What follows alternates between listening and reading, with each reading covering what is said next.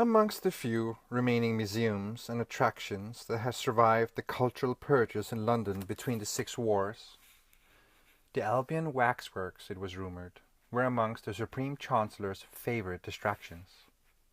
While many high-standing officials and dignitaries had visited the current carnation of the museum, the Chancellor's attendance had been notably absent, and like the rest of the continent, Superintendent Haley and his staff were therefore in constant state of preparedness for such a day to be upon them. They believed themselves amply prepared for the occasion. The Chancellor's blustery flags had been hoisted on the balustrades at the crack of dawn, and the stone steps leading up to the tall mahogany doors of the building had been freshly swept.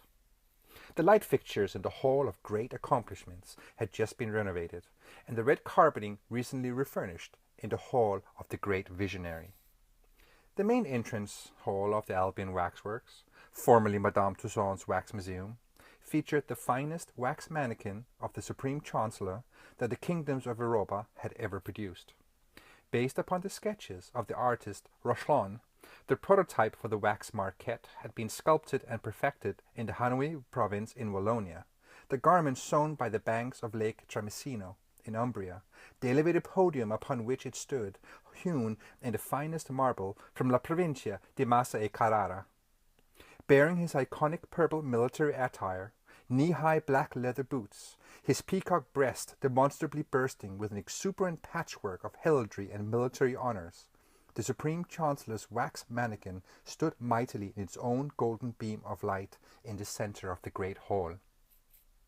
Raised on the wall behind him was a giant map of the continent over which he presided.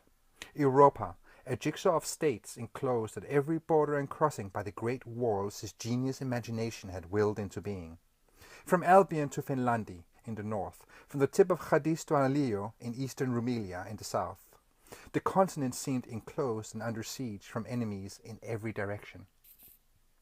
At the feet of the great wax mannequin were positioned in a semicircular arrangement the Chancellor's most trusted members of his puppet cabinet.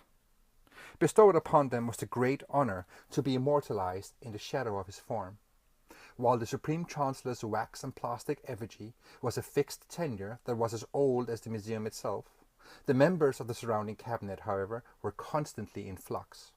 Not a week would go by where some member of the cabinet had fallen out of favour with the Supreme Chancellor, and in compliance with the new reality, mannequins were routinely replaced or disappeared. This had become such a common occurrence that Superintendent Haley had instructed his staff to install a large oven in the bowels of the building. There, in the fires of the great forge, defunct and irrelevant mannequins could be incinerated and forgotten by history.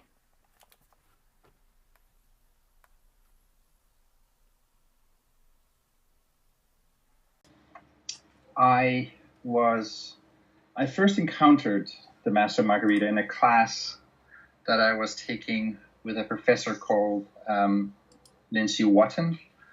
This was in 1998.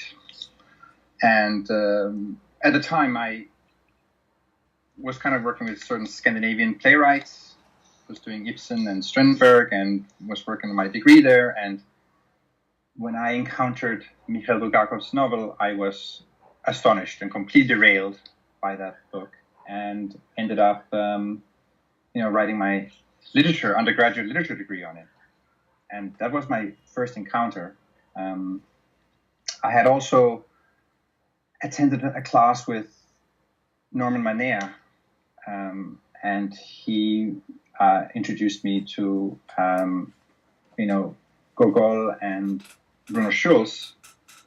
And I think that the experiences I had there were a big influence on me. And it would obviously be some years later where I had the opportunity then to contribute a story to an anthology of stories that the Dan Ghetto of Ex Occidente. He had an open call for submissions, and I submitted that time the novelette for that, and that's how Amerika came to be. And then I was astonished and extremely heartened to discover that Mr. Ghetto had decided then to publish that story separately in its own book with this Passport Levant line.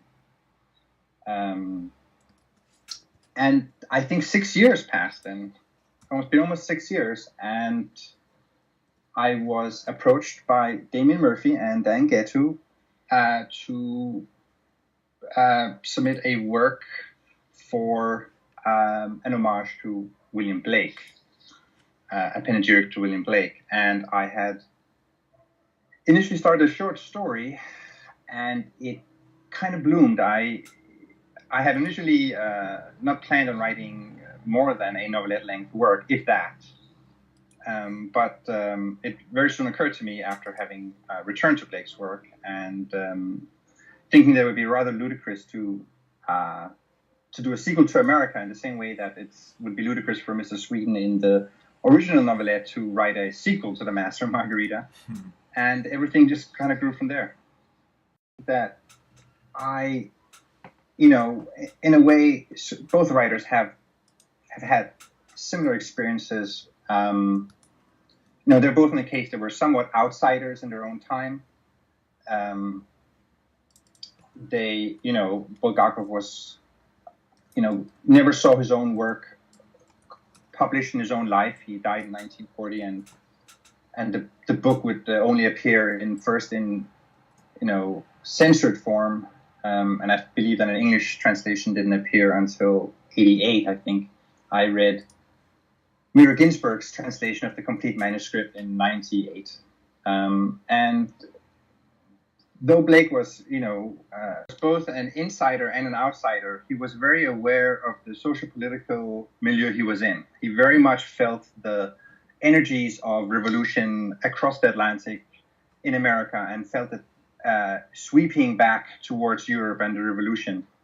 And I think, in some instances, he was both a man who was, again, very aware of the movements of his time, but also was somewhat outside of them. And he had, of being an outsider, and he perhaps had his own profound perspective, and of course had his own vision, but there is no doubt that he was highly moved and intrigued and fascinated by Swedenborg's work. Well, I like the concept of the chaotic forces, the revolutionary forces of the fantastic impeding upon a strict militaristic system. And I think we see the revolutionary forces being those that bring the energies of change. I think a rigorous system is very much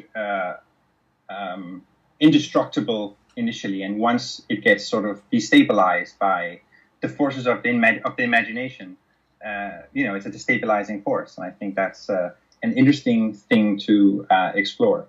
As regards, using, to think about your question, because it's a, for me, the interesting spaces to explore, the fantastic very much works in a space where things are not particularly clear, where things aren't black and white, where, Gogol was a huge influence on me also. For example, his Nevsky Prospect, his short story, which is very much, it's a city cast in that twilight hour, where things aren't as they seem, where things are slightly unclear. And I think those spaces are interesting to explore in the fantastic.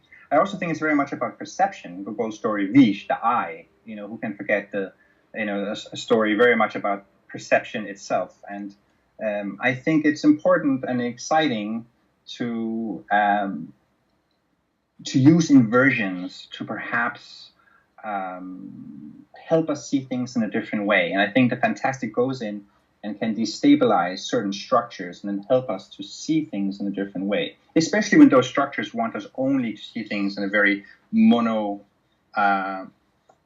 in a single direction. I should probably answer your question full. I need to think more about it so I can articulate. Originally when the concept arose in Amerika, it was more taking the premise of having a travel writer whose subject had disappeared, and that gave me a lot of enjoyment to have a travel writer who is also estranged from the country that he's in. There's a twofold estrangement. His own country is also gone in a sense, and he has to write about a country that's gone. And I think that collage, then, that inversion, gives rise to a good part of the satiric elements in America. I also think that the term disappearance can also mean abrupt or extreme change. And I think that we've gone through some very extreme changes, particularly after 9/11, with the media landscape, what happened, the wars that have happened, the optics of war, and we've had, refugees whose whole country, Syria is as if it's disappeared. It's nothing like it used to be.